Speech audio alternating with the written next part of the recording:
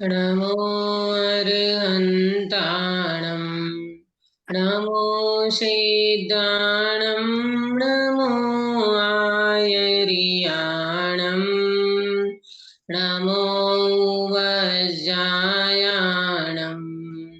नमो लोये सव्वसाहुणम्।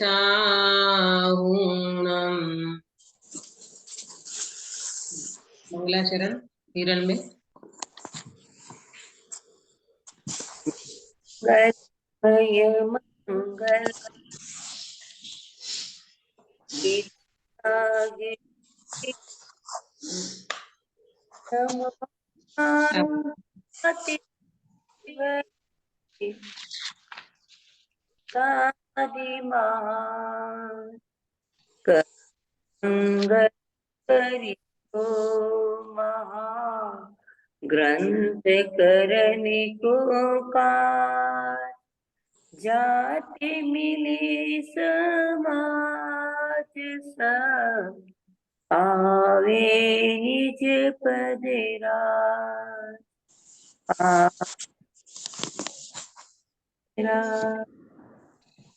बहुत सुंदर मंगलाचरण किया आपने। थोड़ी आवाज की प्रॉब्लम थी, आवाज कट रही थी, कोई बात नहीं। शुभ मंगल प्रभात की मंगल बेला में हम मोक्ष मार्ग प्रकाशक जी शास्त्र की चर्चा कर रहे हैं। इसमें कल हमने अरहंत आदि से प्रयोजन की सिद्धि, इसको चार्ट के माध्यम से देखा। आपको ये बात समझ में आ गई होगी कि अरहंत आदि से प्रयोजन की क्या सिद्धि होना है, कि हमें तो वितराग विज्ञानता प्राप्त करना है और भगवान भी वितराग विज्ञानता प्राप्त कर चुके हैं। बीच में कर्मों में जो फेरफार हो जाता है वो तो सहज ही कर्म और आत्मा के साथ निमित्त नैमित्तिक संबंध है। कौन सा संबंध है काश्मीरा में? निमित्त नैमित्तिक निमित्त संबंध। नैमित्तिक संबंध है। तो यहाँ जीव का भाव होता है तो वहां कर्मों में भी फेरफार हो जाता है। बराबर। हमें कर्म में कुछ नहीं करना है, ये बात को बिल्कुल ध्यान में रखना। हमें कर्मों में कुछ भी फेरफार नहीं करना है। कर्म तो स्वयं अपने आप बंध भी जाएंगे और जो खिरने वाले होंगे वो खिर जाएंगे। हमें कर्म में कुछ नहीं करना है। हमें तो यहाँ जीव के भावों में जो परिवर्तन लाना है वो भी वास्तव में स्वभाव के आश्रय से सहज ही हो जाते हैं। बराबर। तो इसमें आप देखना कि कल जो हमने चर्चा की है उससे आपको ये समझ में आ गया होगा कि जब जीव अरहंतों के प्रति भक्ति भाव करता है और भक्ति भाव करते हुए अपने स्वभाव का आश्रय लेता है, आत्मा का चिंतन मनन करता है, तब इस जीव के घाती कर्मों में मंदबंध होता है और अपकर्षण होता है। यानी पूर्व में जो बंधे हुए कर्म है उसमें स्थिति और अनुभाग घट जाते हैं। ज्यादा विशुद्धि हो तब ये कार्य होते हैं। यानी अपनी आत्मा का चिंतन मनन भी जब जीव करेगा तब उनको इस प्रकार का पुण्य बंध, अरे घाती कर्म सहज ही मंद हो जाएंगे। बराबर। अघाती कर्मों में क्या होगा? तो अघाती कर्मों में जीव को पुण्य बंध होगा। नंबर 2, उसमें ज्यादा मंद होगा तो अपकर्षण हो जाएगा। यानी पूर्व में जो अशाता वेदनी आदि बांधे होंगे तो उसमें स्थिति और अनुभाग घट जाएगा। एक बार 2 मिनट में ये चर्चा को दोहरा देती हूँ ताकि आपको एकदम ज्ञान में क्लियर हो जाएगा। और तीसरे नंबर में बताया और विशुद्ध ज्यादा उनके परिणाम होंगे तो पाप पुण्य में संक्रमित हो जाएगा। यानी असाता होगी वो साता में संक्रमित हो जाएगी। बराबर। और इसके बाद कहते हैं कि इंद्रिय सुख की प्राप्ति होगी कि नहीं। शिष्य को तो ये बहुत है ना, अनादि काल का इंद्रिय सुख का जीव को अभ्यास अध्यास पड़ा है ना, तो वो कहता है कि इंद्रिय सुख मिलेगा कि नहीं, तो बोले भाई मिलेगा। तो इंद्रिय सुख में भी सहजता से उस जीव को अनुकूल सामग्री मिल जाएगी, प्रतिकूल सामग्री हट जाएगी, लाड़ी वाड़ी गाड़ी ये सब सहजता से हो जाएगा। और इनका फल जब मिलेगा ये जीव का, तो ये कहते हैं कि अनुकूल सामग्री कौन देगा? तो दो बात बताई, या तो स्वयं होगा या फिर देवादिक से होगा। ये भी सारी चर्चा हमने कर ली है। परंतु ये सारी चर्चा का सार ये निकलता है सुनीता जी कि इंद्रिय सुख की हमें चाहना नहीं करना चाहिए। आया समझ में? भगवान जैसे भगवान को जब हम मानते हैं तो हम लाड़ी वाड़ी गाड़ी के लिए भगवान को पूजेंगे क्या? तो नहीं। टोडरमल जी साहब ने यहाँ लिखा है कि भाई लाड़ी वाड़ी गाड़ी मांगने के लिए, इंद्रिय सुख के लिए तो भगवान को पूजना बिल्कुल ठीक नहीं है। अरे वो तो आपको सहजता से मिल जाएगा। आप एक बात को जरूर सुन लेना कि भाई देखो, भगवान के प्रति किसी भी प्रकार की डिमांड करना एक ग्रहित मिथ्यात्व है। क्या बोला प्रेमलता जी?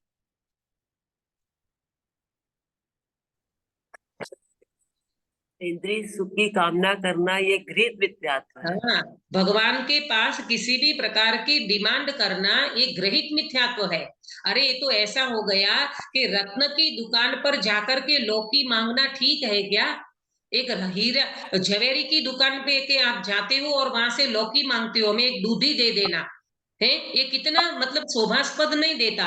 ऐसे भगवान के सामने हम घास फूस की मांगना करें, ये इंद्रिय सुख की मांगना करें, ये हमें वास्तव में शोभा नहीं देता। ये पूरे चैप्टर से हमें ये बात को समझ लेना चाहिए। आ गया सभी को समझ में? बराबर।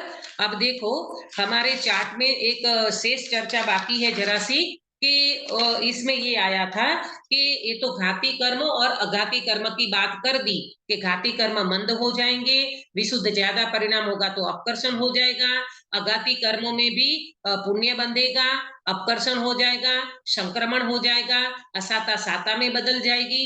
ये तो सारे कर्मों में फेरफार होगा। तो जीव को क्या फल मिलेगा? तो जीव को नंबर 1 शुद्ध भाव होगा। बराबर, चार्ट में देखना, शुद्ध भाव होगा। बराबर। और काय से होगा शुद्ध भाव? तो इधर लिखा है अनंतर पूर्व क्षणवर्ती पर्याय में जो शुभ भाव था वो कारण बनेगा, और शुद्ध भाव जो प्रकट हुआ वो कार्य बनेगा। बराबर। आपको प्रश्न हुआ होगा ना, जो ये मैंने दोहराया था पहले भी, कि गुरुदेव श्री तो कभी भी नहीं कहते थे कि शुभ भाव करने से धर्म होगा, और यहाँ तो ऐसा लगता है कि शुभ भाव इनका कारण बन रहा है। किसका कारण बन रहा है? शुभ भाव किसका कारण बन रहा है यहाँ पर? धर्म करने का मतलब शुद्ध भाव का। धर्म माने शुद्ध भाव। शुद्ध भाव का कारण नजर आता है। तो फिर अब अपन चार्ट में देखेंगे कि कौन सा शुभ भाव। ये दया दान व्रत नियम जप तप वाले शुभ भाव की बात नहीं है यहाँ पर। टोडरमल जी साहब ने बहुत साइंटिस्ट व्यक्ति थे वो, और बहुत अच्छी तरह से उन्होंने प्रस्तुतिकरण किया है। आप चार्ट में देखना, अनंतर पूर्व क्षणवर्ती पर्याय में कैसा शुभ भाव होगा जो शुद्ध भाव का कारण बनेगा। मिला चार्ट सभी को? हाँ दीदी। हाँ, बराबर। तो इसमें 2 एरो करके 2 बातें लिखी है। नंबर 1, जिस शुभ भाव में त्रिकाली का जोर होगा। क्या होगा? जिस शुभ भाव में त्रिकाली का जोर होगा। पंकज भाई, समझ में आ रही है आपको ये बात? हाँ जी। है ना? देखो, ये एक बात को समझना, हम अनंत बार दया दान व्रत नियम जप तप के परिणाम करके आए हैं, उससे शुद्ध भाव नहीं होगा। बराबर। नहीं तो गुरुदेव श्री की 45 साल तक की मेहनत पानी में चली जाएगी। उन्होंने डंकी की चोट ये बात की है कि जब तक तुम आत्मा का चिंतन मनन नहीं करोगे, स्वभाव का आश्रय नहीं करोगे, तब तक तुम्हें सम्यक दर्शन नहीं होगा, शुद्ध भाव प्रकट नहीं होगा। तो यहाँ 2 बात कही कि कौन सा शुभ भाव, कि जिस शुभ भाव में त्रिकाली का जोर होगा। त्रिकाली माने आत्मा, त्रिकाली माने शुद्धात्मा। मैं ज्ञायक हूं, मैं शुद्ध हूं, मैं तो परिपूर्ण हूं। अरे प्रभु, मैं रंग राग भेद भाव से भिन्न हूं, मेरा कोई बाल बांका नहीं कर सकता। मैं ऐसा त्रिकाली ध्रुव भगवान हूं, जगत में मेरे जैसा कोई महान नहीं है। इतना सारा जोर जब उनको आता है, तब वो शुभ भाव शुद्ध का कारण बनेगा। बराबर। और दूसरी बात, दूसरा बिंदु, जिस शुभ भाव में हेयता वर्तती हो वो शुभ भाव। बीना बेन मिला?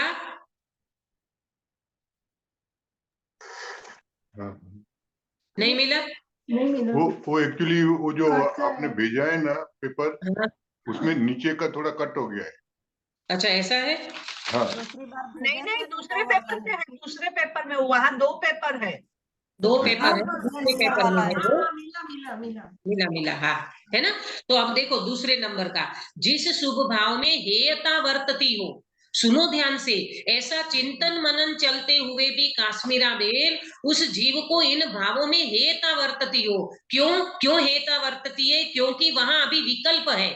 मैं शुद्ध हूं, मैं बुद्ध हूं, मैं ज्ञायक हूं, मैं परिपूर्ण हूं, अभी अनुभव नहीं हुआ है, अभी निर्विकल्प नहीं हुआ है। तो इतने में वो जीव संतुष्ट नहीं हो जाता है और ये भाव में उनको हेयता वर्तती है, उपादेय बुद्धि नहीं वर्तती है। अगर उपादेय बुद्धि वर्तेगी तो ये शुभ भाव उनको शुद्ध भाव का कारण नहीं बनेगा। ये 2 पॉइंट आपको समझ में आया सभी को? हाँ दीदी, हाँ दीदी बराबर ना? हाँ, तो ऐसा शुभ भाव जो होगा ना, वो शुद्ध भाव का कारण बनेगा। इसका मतलब क्या हुआ कि जब जीव को आत्मा की अनुभूति होगी, निर्विकल्प शुद्ध उपयोग होगा, इनसे पहले इस प्रकार का शुभ भाव होगा और फिर ये शुभ भाव का अभाव हो जाएगा और शुद्ध भाव जीव को प्रकट हो जाएगा। बराबर? ठीक है? हाँ आया दीदी, ना हाँ सभी को समझ में? हाँ दीदी, हाँ हाँ, इसका मतलब आप समझ लेना, एक बात को नोट कर लो, विशुद्धि के बिना शुद्धि नहीं और शुद्धि के बिना विशुद्धि सार्थक नहीं। क्या नोट करोगे? विशुद्धि के बिना शुद्धि नहीं और शुद्धि के बिना विशुद्धि सार्थक नहीं। विशुद्धि के बिना शुद्धि नहीं, विशुद्ध भाव चल रहे, शुभ भाव के बिना शुद्ध भाव नहीं होगा और शुद्धि के बिना, सम्यक दर्शन के बिना विशुद्धि सार्थक नहीं, शुभ भाव तुम्हारा सार्थक नहीं होगा। बराबर? यहां से ये बात समझ में आती है।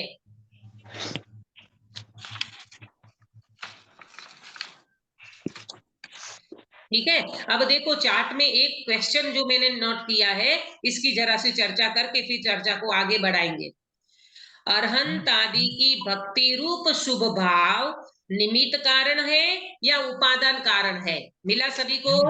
हाँ दीदी, हाँ हाँ, अरहंत आदि की जो भक्ति करते ना, वो जो शुभ भाव है वो निमित्त कारण है कि उपादान कारण है? तो इनका आंसर देखो, शुभ भाव से, शुभ भाव से, जब शुभ भाव की बात करते हैं तो घाती कर्मों में और अघाती कर्मों में जो कुछ चेंजेस हुआ उसके लिए तो शुभ भाव निमित्त कारण है। पंकज भाई बराबर समझना कि हम अरहंत आदि की जो भक्ति करते हैं ना, उनका जो शुभ भाव हमें प्रकट हुआ ना, तो शुभ भाव निमित्त कारण है कि उपादान कारण है? तो कहते हैं घाती कर्म में और अघाती कर्म में जो चेंजेस हुआ ना, तो उसके लिए तो ये निमित्त कारण है। बराबर? और आत्मा में जो शुद्ध भाव प्रकट हुआ आत्मा में जो शुद्ध भाव प्रकट हुआ उसके लिए ये शुभ भाव क्षणिक उपादान कारण हुआ। क्षणिक उपादान कारण क्यों कहा? क्योंकि वो जो सम्यक दर्शन प्रकट हुआ ना वो सम्यक दर्शन क्षणिक उपादान कारण कहा जाता है। ये निमित्त उपादान में मैंने आपको पढ़ाया था, जब जैन सिद्धांत प्रवेशिका पढ़े थे ना, तब निमित्त उपादान में उपादान कारण का दो भेद, एक क्षणिक उपादान कारण और एक त्रिकाली उपादान कारण। जिस पर्याय में सम्यक दर्शन हुआ ना बिना बेल, उसको कहते हैं क्षणिक उपादान कारण, और ये त्रिकाली ध्रुव भगवान आत्मा है उसको कहेंगे त्रिकाली उपादान कारण। तो सम्यक दर्शन किस में हुआ? त्रिकाली उपादान में हुआ कि क्षणिक? हाँ, है ना, क्षणिक उपादान कारण में हुआ। तो ये जो शुभ भाव है वो आत्मा में जो शुद्ध भाव प्रकट हुआ उसके लिए क्षणिक उपादान कारण हुआ, और घाती कर्म अघाती कर्म में जो बना निमित्त, उसमें निमित्त कारण हुआ ये शुभ भाव। बराबर? सभी को क्लियर हो गया ये बात? हाँ जी। हाँ, अभी अपन आगे बढ़ेंगे। ये चार्ट को अभी साइड में रख दो, ये हो गया अपना चार्ट। अब अपन चलते हैं आगे। देखो, अपन आ जाए, ये पूरा अरहंत आदिक से प्रयोजन की सिद्धि 6 और 7 नंबर के पेज को पूरा हो गया। अब 8वें नंबर के पेज से हमारी चर्चा शुरू करते हैं। इसमें 2-4 लाइन इसके अकॉर्डिंग है जो अपन पढ़ते हैं। देखो, तथा वे अरहंत आदि ही परम मंगल हैं। अरहंत भगवान पंच परमेष्टि परम मंगल हैं, उनमें भक्ति भाव होने से परम मंगल होता है। हम भगवान की भक्ति करते हैं तो हमारा मंगल होता है। तो मंगल के 2 अर्थ नोट कर लेना। मंगल के 2 अर्थ है। क्या है 2 अर्थ? मम प्लस गल, मम प्लस गल, जो पाप को नाश करे वो मंगल। मम प्लस गल, जो पाप को नाश करे उसका नाम है मंगल। एक अर्थ ये हुआ, ये नास्ति से कथन किया, बराबर। और दूसरा, मंग प्लस ल, मंग प्लस ल इज इक्वल टू मंगल। तो जो सुख को लावे, सुख की प्राप्ति करावे, उसका नाम है मंगल। ये अस्थि से कथन, बराबर।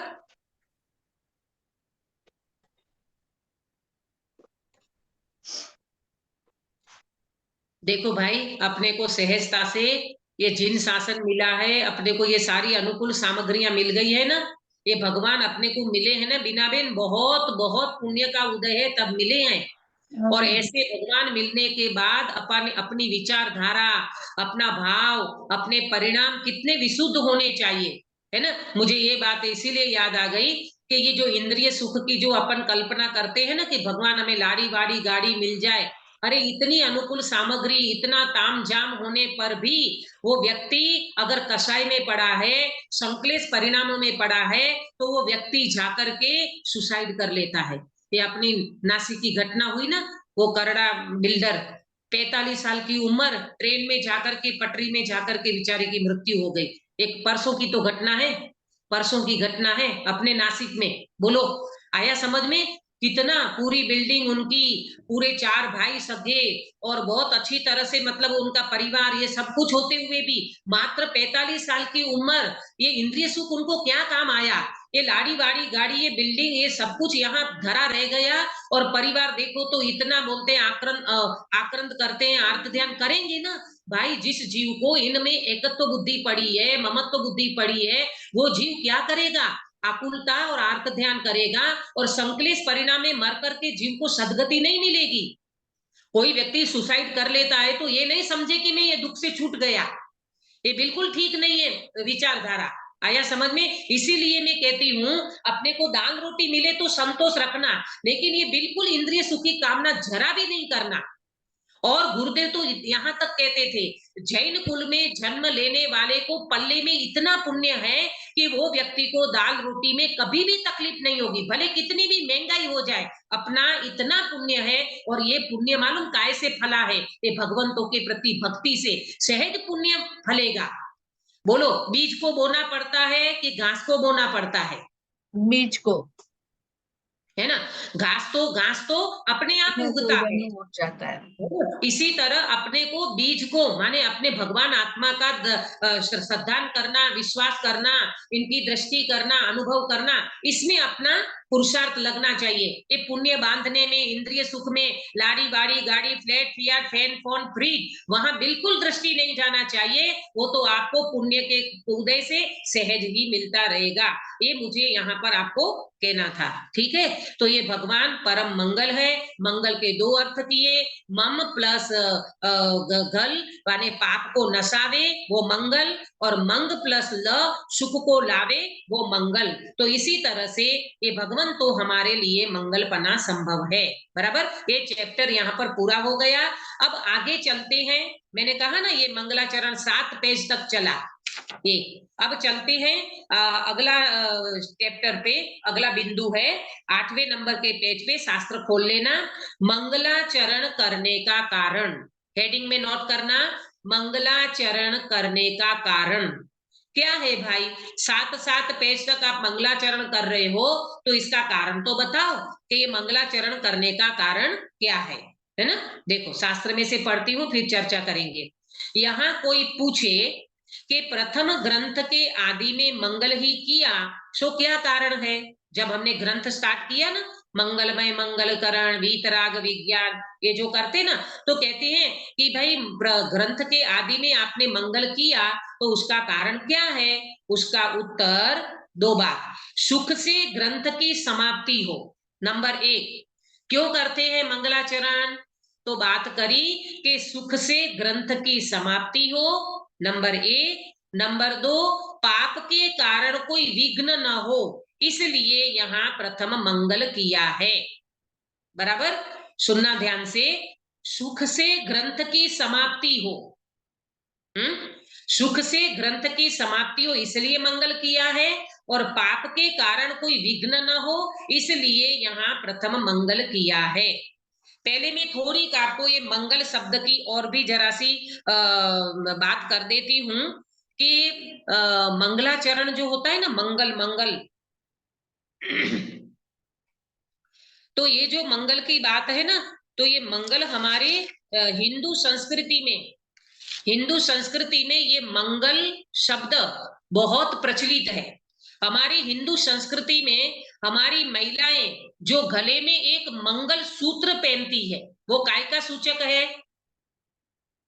शादी का, जीवन का, शादी का, शादी का, शादी का अखंड सौभाग्यवती पने का सूचक है कि ये महिला की शादी हो गई है। ठीक है, तो ये जो मंगल पना है हमारी हिंदू संस्कृति में एक मंगल सूत्र से भी वो मंगल पना माना जाता है, वो मंगल पना माना जाता है। इससे वो जो महिला है वो उनके पति का सूचन करती है और उससे उनकी सुरक्षा रहती है। बराबर, कहीं पर भी वो जाएगी अगर मंगल सूत्र गले में होगा तो उसकी तरफ कोई नजर नहीं कर पाएगा। ऐसा भी हमारे यहाँ एक मंगल का प्रचलन चला है। अब यहाँ पर हम जो बात करेंगे ये मंगल की, वो तो लौकिक मंगल की बात हो, मतलब लोक में वो चलता है। यहाँ पर जो अपनी बात करेंगे इसमें आप देखना कि पहले लौकिक की अगर बात करें ना, तो कोई व्यक्ति गृह प्रवेश करते हैं तब भी मंगल करते हैं। बोलो, जब गृह प्रवेश होता है तब मंगल होता है कि नहीं? करते हो ना मंगल, है ना? मंदिर बनाते समय भी मंगल होता है, शिलान्यास होता है तब भी मंगल होता है, और अनेक कार्यों में मंगलाचरण करते हैं, मंगल करते हैं। क्यों? क्योंकि हम हमारे इष्ट देव को याद करते हैं। मंगलाचरण में क्या करते सुनीता जी? हमारे इष्ट देव को याद करते हैं। हमारे इष्ट देव को याद करके ही हम कोई कार्य की शुरुआत करते हैं। बराबर, देखो विशापाहार स्तोत्र किसने रचना की? किसी को सभा में ख्याल है? विशापाहार स्तोत्र के रचयिता कौन थे? नहीं है ख्याल? वज्रनाभि, वज्रनाभि। नहीं नहीं, धनंजय कवि, कवि धनंजय है, कवि धनंजय, विशापाहार स्तोत्र के रचयिता कवि धनंजय। तो एक बार उनके बेटे को सर्प काटा था, वो मंदिर चले गए थे और बाद में पता चला कि उसके बेटे को सर्प काटा, तो उनकी पत्नी घबरा गई और बेटे को लेकर के मंदिर में चली गई, उनके पिताजी के सामने रख दिया कि देखो देखो बेटे को तो सर्प काटा है। तो उसी समय कवि धनंजय कवि थे तो कुछ नहीं किया, वहां बैठे बैठे उनको सूत्र सुनाने लग गए। हाँ, तो ये जो सूत्र सुनाने लग गए ना, तो वो सूत्र विशापाहार स्तोत्र बन गया और वो बच्चे का जहर उतर गया। आया समझे? उसका नाम रखा गया विशापाहार स्तोत्र। आया समझ में? अपने यहाँ तो ये इस तरह के कार्य बन जाते हैं और उन व्यक्ति का बच्चे का जहर उतर गया, वो बच्चा जिंदा रह गया। मंगलाचरण में बहुत दम है। हमारा नमोकार मंत्र मंगलाचरण है, हमारा नमोकार मंत्र मंगल है। तो वो मंगल क्यों है? अरे नमोकार मंत्र में भी अजब गजब का वो छिपा हुआ है चमत्कार, लेकिन अपने को लौकिक चमत्कार की बात नहीं करते हैं, है ना? लेकिन फिर भी ऐसा सहजता से हो जाता है। बराबर, तो बात ये चल रही है, ये लौकिक मंगल की बात की। यहाँ पारलौकिक मंगल की अगर बात करें तो यहाँ पर ये कह रहे हैं कि भाई मंगलाचरण का मतलब कोई भी ग्रंथ की जब अपन शुरुआत करते हैं तो इष्ट देव को याद करना, इसका नाम है मंगलाचरण। बराबर, अब देखो तो यहाँ प्रश्न पूछा है कि मंगलाचरण क्यों करते हैं? तो सुख से ग्रंथ की समाप्ति हो और पाप के कारण कोई विघ्न न हो, इसलिए यहाँ प्रथम मंगल किया है। तो यहाँ तो सबसे पहले टोडरमल जी साहब की बात पे अगर बात विचार करें तो पंडित साहब ने सुख से ग्रंथ की समाप्ति कर नहीं पाए, है ना? कहाँ कर पाए बताओ? अरे 9वें ग्रंथ से तो मोक्ष मार्ग प्रकाशक की शुरुआत थी। 8 अधिकार तो हमारी गलतियों का अधिकार है, हमारी गलती निकाली है टोडरमल जी साहब ने, है ना। हम कैसे चार गति में परिभ्रमण कर रहे हैं, हमारा मिथ्यात्व कैसे चल रहा है, हमारा ग्रहित मिथ्यात्व कैसे चल रहा है, ये सारी चीजें उन्होंने 8 अधिकार में रख दी। और 9वें अधिकार में जब उन्होंने मोक्ष मार्ग प्रकाशक का शुरुआत करी और वो पूरा नहीं हो पाया और जो घटना घट गई आप सभी को ख्याल में है। बोलो, पंडित साहब ने मंगलाचरण तो किया था, तो फिर उनको ये विघ्न क्यों आ गया? दीदी यही बताता है ना कि एक द्रव्य दूसरे द्रव्य का कुछ नहीं कर हाँ, है ना, एक द्रव्य दूसरे द्रव्य का कुछ नहीं कर सकता, ये बात भी बिल्कुल फैक्ट है। और देखना, अब यहाँ पर तर्क किया है और इसमें सारी बात टोडरमल जी साहिब ने इतनी बेजोड़ तरीके से रखी है, अपन पढ़ेंगे बहुत आनंद आएगा। आप शास्त्र में ध्यान देना। यहाँ तर्क, क्या तर्क है? पहले तो अन्यमति की बात करते हैं। जो अन्यमति इस प्रकार मंगल नहीं करते हैं उनके भी ग्रंथ की समाप्ति तथा विघ्न का न होना देखते हैं। वहां क्या हेतु है? प्रश्न क्या पूछा? प्रश्न क्या पूछा अंकित भैया? अन्य मत में मंगलाकरण नहीं करते, उनके भी ग्रंथ के उनके भी विघ्न ग्रंथ की नहीं समाप्ति हो होते, जाती है और समाप्ति उनको हो कोई जाती। विघ्न नहीं आता। अन्य मत में भी ग्रंथ लेते, कुरान है, बाइबल है, उनके भी तो बहुत सारे ग्रंथ होते हैं ना अन्य दर्शन वाले के। तो यहाँ ये तर्क रखा कि आप ये कहते हो कि आपने ये कहा ना कि सुख से ग्रंथ की समाप्ति हो जाए और कोई विघ्न ना आवे, इसलिए हम तो मंगलाचरण करते हैं। तो यहाँ तर्क रखा, ये टोडरमल जी साहब का तर्क है, कोई शिष्य का तर्क नहीं है। उन्होंने ये तर्क रखा कि भाई अन्य मती भी इस प्रकार के मंगल करते हैं, तो वहां तो कोई वो मंगलाचरण नहीं करते हैं, तो उनके ग्रंथ की समाप्ति भी हो जाती है और उनके यहाँ कोई विघ्न भी नहीं होता है। तो उसका हेतु क्या है? अक्षा बेटा, बात समझ में आ रही है आपको? हाँ दीदी आ रही है। आ रही है ना? अब उसका उत्तर सुनो। उनका समाधान, अन्यमति जो ग्रंथ करते हैं उसमें मोह के तीव्र उदय से मिथ्यात्व कषाय भावों का पोषण करने वाले विपरीत अर्थों को धरते हैं, माने रखते हैं, इसलिए उसकी निर्विघ्न समाप्ति तो ऐसे मंगल किए बिना ही हो। बहुत गजब गजब, सुनो ध्यान से, क्या कह रहे हैं पंडित साहब कि भाई जो अन्यमति ग्रंथ करते हैं ना, अन्यमति जो ग्रंथ लिखते हैं ना, नंबर 1 वो विकार के पोषण की बात लिखते हैं। आप बिल्कुल देखना, आपको थोड़ा बहुत अन्य दर्शन का ज्ञान होगा ना तो आपको ख्याल में आएगा। विकार के पोषण की बात करते हैं, हिंसा के पोषण की बात करते हैं, राग द्वेष के पोषण की बात करते हैं, ये अन्यमति के ग्रंथों में बातें लिखी है। बोलो, आपको ख्याल है? अन्यमति के ग्रंथ में वो ये बताते हैं, जब उनका वो त्योहार आता है ना, तो उस दिन कोई उनको कहे कि भाई आप ऐसी हिंसा क्यों करते हो, तो वो क्या बोलते मालूम? हमारे खुदा ने कहा है, हमारे अल्लाह ने कहा है, हमारे भगवान ने कहा है, हमारे शास्त्रों में लिखा है। बताओ, कहीं लिखा है? इनके शास्त्रों में भी नहीं लिखा है। परंतु ऐसे विकार की बातें, ऐसी कषायों की बातें, ऐसी हिंसाजनक बातें उनके ग्रंथ में लिखी है। तो ऐसे ग्रंथ लिखने में मंगल करने की क्या जरूरत है? वो तो बिना मंगल से होगा। बात, तर्क समझ में आ रहा है? वो हाँ तो दीदी बिना मंगल से ही होगा ना भाई। हाँ। देखो बेटा अक्षा, अपन मंगल क्यों करते मालूम? अपन मंगलाचरण करते हैं अपनी मंद कषाय के समय। हाँ जब व्यक्ति को तीव्र कषाय होती है ना, तब वो भगवान के सामने नहीं आता। जब व्यक्ति को तीव्र कषाय होती है ना, तब व्यक्ति को भगवान याद नहीं आते। मंद कषाय में वो व्यक्ति को मंगलाचरण करने का परिणाम बनता है। और इनके शास्त्रों की जो बात कर रहे हैं ना, इनके शास्त्र में तो विकार की पुष्टि, राग द्वेष की पुष्टि और हिंसा की पुष्टि और ऐसे ऐसे तो हैं। तो कहते हैं गलत कार्य के लिए मंगलाचरण नहीं होता। नोट कर लेना ये बात, गलत कार्य के लिए मंगलाचरण नहीं होता, शुभ कार्य के लिए ही मंगलाचरण होता है। बराबर? अच्छा एक बात बताओ कि कोई व्यक्ति चोरी करने गया, तो चोरी करने गया तो वो पंच परमेष्टि को याद करेगा तो चोरी कर पाएगा? नहीं कर पाएगा। काश्मीरा बेन, समझ में आ रही ना बात? हाँ दीदी, हाँ हाँ हाँ। है ना। तो ये तो ऐसी बात हो गई कि एक व्यक्ति चोरी करने गया और वो चोरी करते हुए पंच परमेष्टि को याद करेगा तो वो चोरी का कार्य ही नहीं कर पाएगा। इसी तरह अन्य दर्शन वाले जो अपने ग्रंथ की रचना करते हैं तो उनको तो बिना मंगलाचरण से ही इनके कार्य हो जाएंगे, है ना। आया ना समझ में, क्योंकि उसमें इष्ट देव को याद करने की कोई जरूरत भी नहीं है और मंगलाचरण करने की भी कोई जरूरत नहीं है। देखो फिर से देखो, मिथ्यात्व कषाय भावों का पोषण करने वाले विपरीत अर्थों को धरते हैं, इसलिए उसकी निर्विघ्न समाप्ति तो ऐसे मंगल किए बिना ही हो।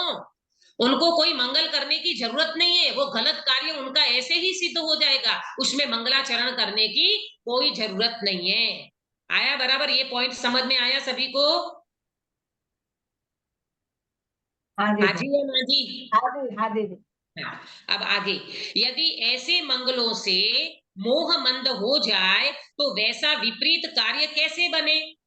ये जो इनके जो अन्य दर्शन में जो है ना, इनके शास्त्र वगैरह, ऐसे मंगलों से मोह मंद हो जाए तो वैसा विपरीत कार्य कैसे बने? ये विपरीत कार्य है सुनीता जी। ये जो हिंसा में धर्म मानना, शुभ भाव में धर्म मानना, है ना, राग द्वेष की पुष्टि करना, ऐसे जो ग्रंथ लिखना, वो विपरीत कार्य है, वो सम्यक कार्य नहीं है। तो कहते हैं अगर वो व्यक्ति मंगलाचरण करेगा तो उसकी तो कसाय मंद हो जाएगी, और मंद कसाय में कभी भी व्यक्ति गलत आचरण नहीं करता, गलत बात नहीं कहता, गलत शास्त्र नहीं लिख सकता। बात समझ में आ रही है? हाँ हाँ दीदी। बराबर। तथा अब आगे, तथा हम भी ग्रंथ करते हैं, अब टोडरमल जी से कहते हैं हम भी ग्रंथ करते हैं, उसमें मोह की मंदता के कारण वितराग तत्व ज्ञान का पोषण करने वाले अर्थों को धरेंगे रखेंगे।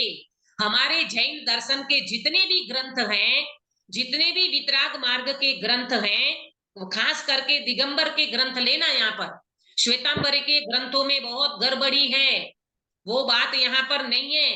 वितराग तत्व का पोषण करने वाले, एक एक लाइन आती है, वीतरागता की पोषक ही जिनवाणी कहलाती है, कहाँ आता है?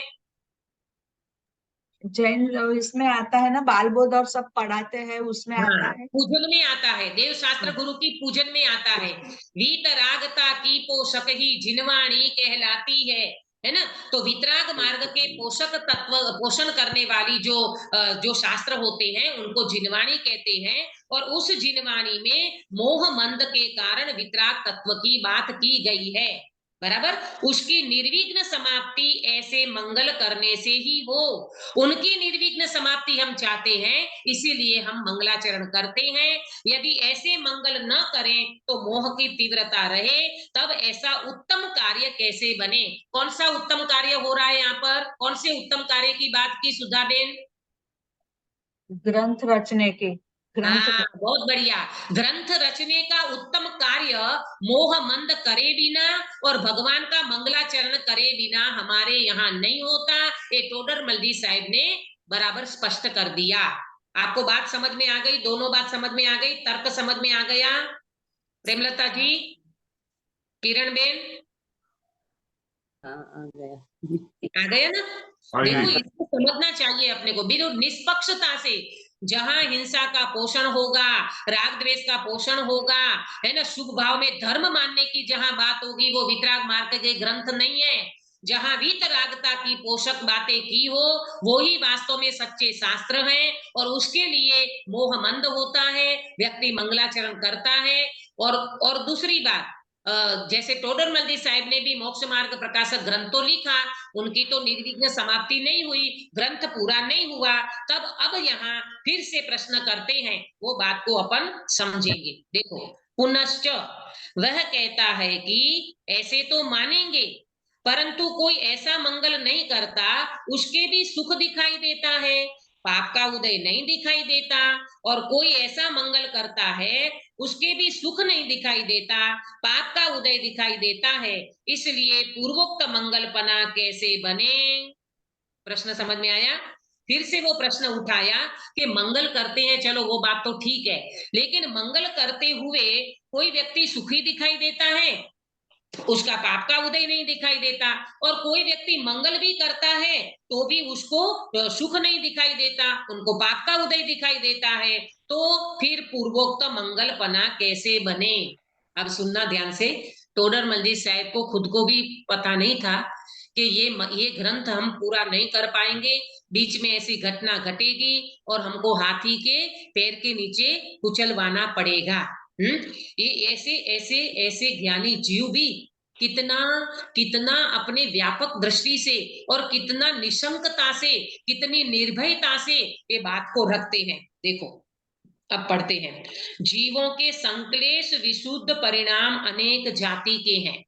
अभी हमने पढ़ा ना, संक्लेश परिणाम, विशुद्ध परिणाम, शुद्ध परिणाम, अनेक जाति के जीव के परिणाम होते हैं। उनके द्वारा अनेक कालों में पहले बंधे हुए कर्म एक काल में उदय आते हैं। अब समझना, पहले बंधे हुए जो कर्म है वो एक काल में उदय में आते हैं। जीव है ना, कर्म अनादि का है और जीव भी अनादि का है। तो पूर्व में किसी जीव ने बहुत सारे कर्म बांधे हो, वो एक समय में भी उदय आ जाता है। जैसे किसी व्यक्ति को एकदम अचानक कैंसर की गांठ निकली, ठीक है, और वो कैंसर डॉक्टर ने बोल दिया चौथे स्टेज का है। बोलो, इससे पहले कुछ भी नहीं हो रहा था और अचानक एकदम चौथे स्टेज का कैंसर आ गया, तो अपन क्या कहेंगे? अरे रे भगवान, ये तो सारा कर्म एक समय में उदय में आ गया। ऐसी अपन बात करते हैं ना। तो यहाँ पर भी ये कह रहे हैं, देखो, अनेक कालों में बंधे हुए कर्म एक काल में उदय आते हैं। इसलिए अब पहले दृष्टांत देंगे, दृष्टांत को प्रॉपर समझना। जिस प्रकार जिसके पूर्व में बहुत धन का संचय हो, उसके बिना कमाए भी धन दिखाई देता है और ऋण दिखाई नहीं देता। ऋण माने कर्ज, पंकज भाई, ऋण माने कर्ज।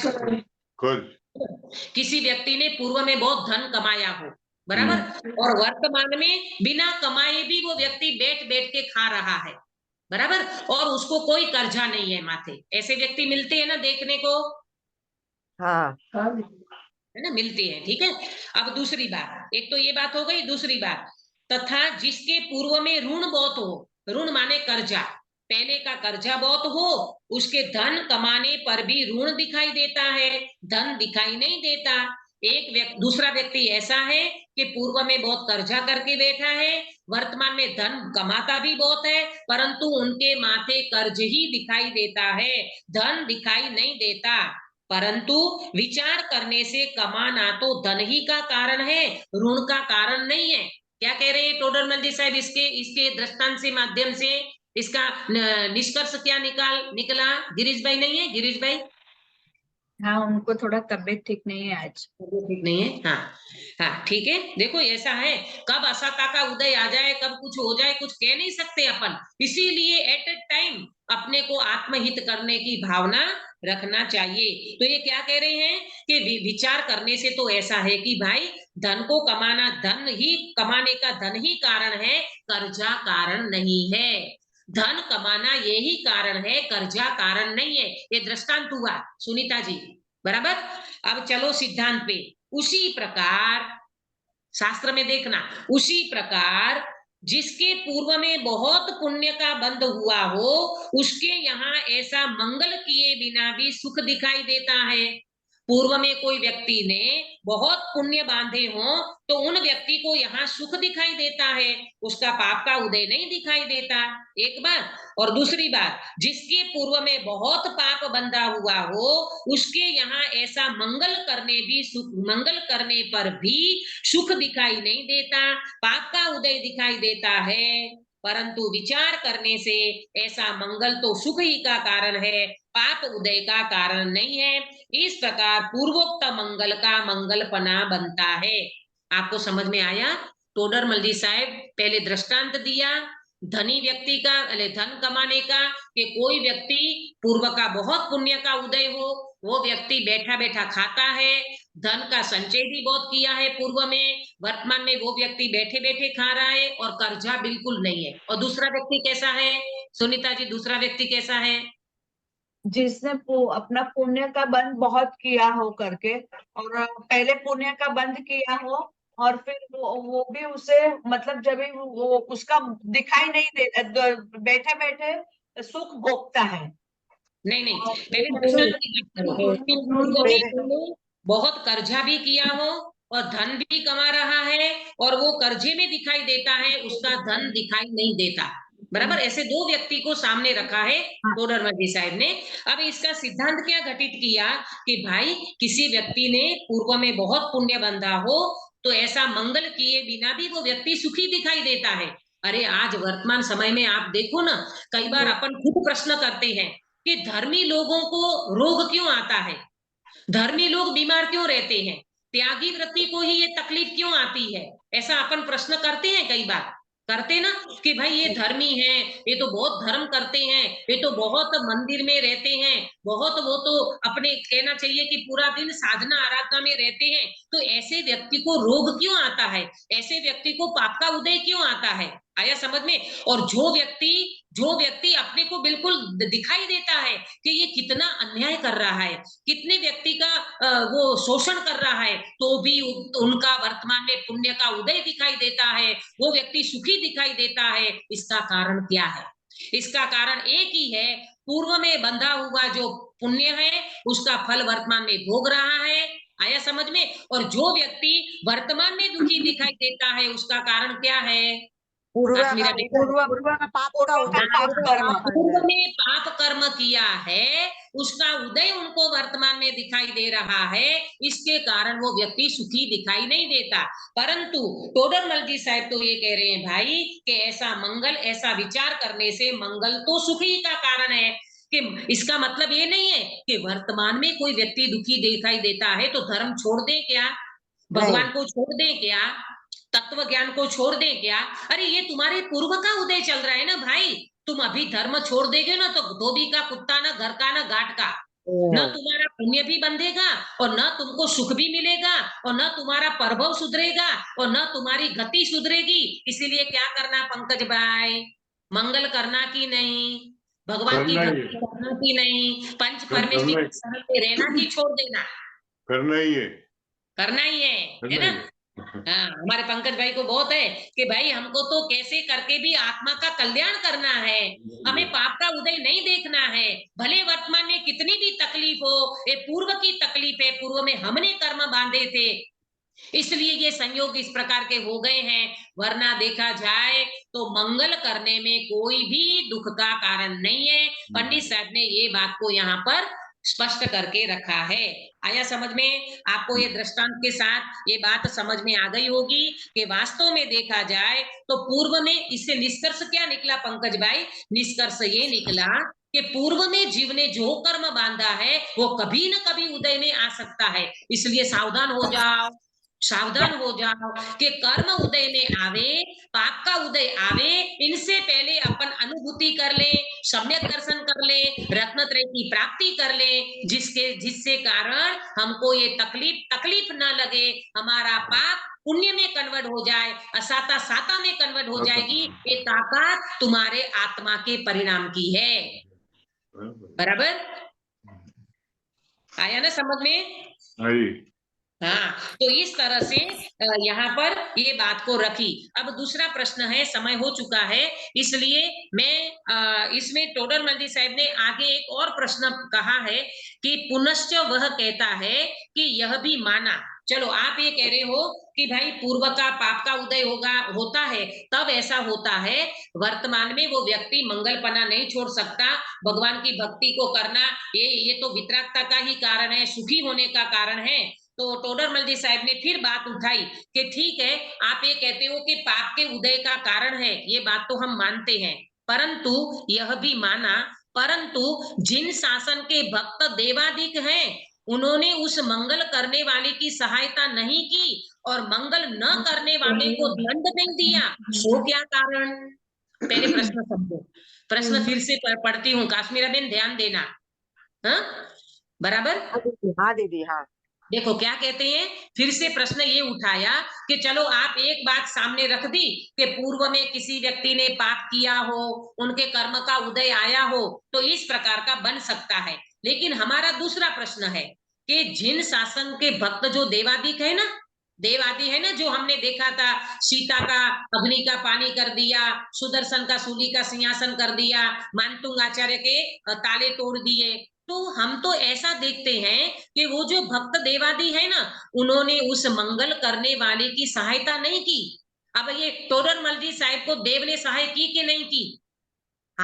जब हाथी है ना, हाथी जब पैर रखने गया तो देव को आना चाहिए ना। बोलो, नहीं, देव आए थे कि नहीं?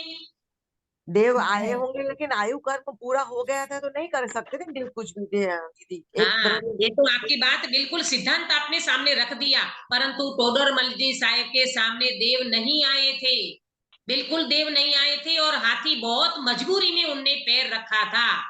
आया समझ में? कल एक प्रश्न किसी ने पूछा था कि इस पंचम काल में दीदी देव आते हैं कि नहीं, तो ये प्रश्न का उत्तर आप समझ लेना, वैमानिक गति के देव पंचम काल में नहीं आते, पर भवनपति, व्यंतर और ज्योतिषी, ये जो भवन त्रिक है ना, उसमें व्यंतर देव यहाँ पर अभी भी आ सकते हैं और आते हुए दिखाई भी देते हैं। कई बार आपने देखा होगा, किसी का कोप रहता है, उनके शरीर में व्यंतर आ जाता है, तो वैसे वो 2 रोटी खाता हो, परंतु जिसके शरीर में व्यंतर घुस गया, वो ऐसे कुतूहल मचाता है कि 25 रोटी खा जाए तो भी उनका पेट न भरे। बोलो, ऐसा सुना है आपने? हाँ हाँ। हाँ हाँ दीदी। है ना? तो ये सारी बातें वर्तमान में व्यंतरों का प्रकोप, यानी व्यंतर जाति के देव आ सकते हैं, परंतु उत्तम प्रकार के वैमानिक देव इस पंचम काल में नहीं आते। ये बात आप लोग समझ लेना। तो बराबर, तो ये बात समझ में आई कि भाई, जो जिन शासन के भक्त देव हैं, वो मंगल करने वालों की तो सहायता नहीं की, और मंगल न करने वाले को दंड भी नहीं दिया। देव दंड देते हैं, उसकी चर्चा मैं कल करूंगी, बहुत मार्मिक चर्चा है। ये प्रश्न का उत्तर टोडरमल जी साहब ने इतना अच्छे से दिया है, उसकी चर्चा अपन कल करेंगे।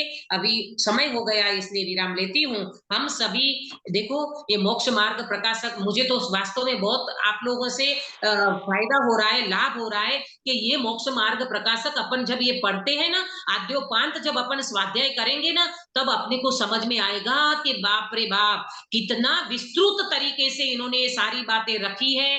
कैसे हमको भगवान की भक्ति करना चाहिए, कैसे हमारे हृदय में पंच परमेश्वरी का स्मरण होना चाहिए, और क्या हमारा उद्देश्य होना चाहिए, क्या हमारा लक्ष्य होना चाहिए, कौन से शास्त्र को हमें पढ़ना चाहिए, वितराग विज्ञान किसे कहते हैं, वितरागी शास्त्र किसे कहते हैं, ये सारी बातें हमको ये पढ़ने से ही समझ में आता है। इसीलिए शास्त्र स्वाध्याय कभी नहीं छोड़ना चाहिए। गुरुदेव श्री कहते थे 3-4 घंटा स्वाध्याय करना चाहिए। ये जब स्वाध्याय करेंगे तो तत्व निर्णय दृढ़ होगा, तत्व निर्णय होगा तो उसका फल सम्यक दर्शन जरूर होगा।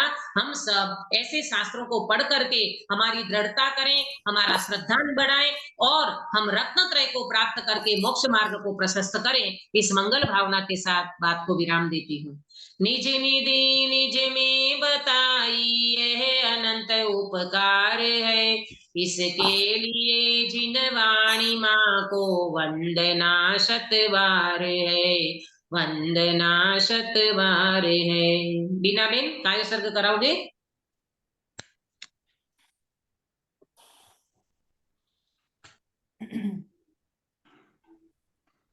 नहीं है? हाँ, सुधा बेन आप करा दो। हाँ दीदी। नमो यंताणम, नमो सिद्धाणम, नमो आयर्याणम, नमो वज्रयाणम, नमो लोय सवसाहुणम, नमो अर्यंताणम, नमो सिद्धाणम, नमो आयर्याणम, नमो वज्रयाणम, नमो लोय सवसाहुणम, नमो अर्यंताणम, नमो सिद्धाणम, नमो आयर्याणम, नमो वज्रयाणम, नमो लोय सवसाहुणम, नमो अर्यंताणम, नमो सिद्धाणम, नमो आयर्याणम, नमो वज्रयाणम, नमो लोय सवसाहुणम, नमो अर्यंताणम, नमो सिद्धाणम, नमो आयर्याणम, नमो वज्रयाणम, नमो लोय सवसाहुणम, नमो अर्यंताणम, नमो सिद्धाणम, नमो आयर्याणम, नमो वज्रयाणम, नमो लोय सवसाहुणम, नमो अर्यंताणम, नमो सिद्धाणम, नमो आयर्याणम, नमो वज्रयाणम, नमो लोय सवसाहुणम, नमो अर्यंताणम, नमो सिद्धाणम, नमो आयर्याणम, नमो वज्रयाणम, नमो लोय सवसाहुणम, नमो अर्यंताणम, नमो सिद्धाणम, नमो आयर्याणम, नमो वज्रयाणम, नमो लोय सवसाहुणम। बोलो अंतर्मुख मुद्राधारी सर्व जिनेन्द्र भगवान की जय जय। हो। नित्य बोधिनी द्वादशांगमयी श्रीवाणी माता की जय हो। जय हो। कम 9 करोड़ सर्वे वितरागी महामुनि राजों की जय हो। जय परम अहिंसामय वितरागी जैन धर्म की जय हो। सभी को जय जिनेन्द्र। जय जय जिनेन्द्र। जिनेन्द्र।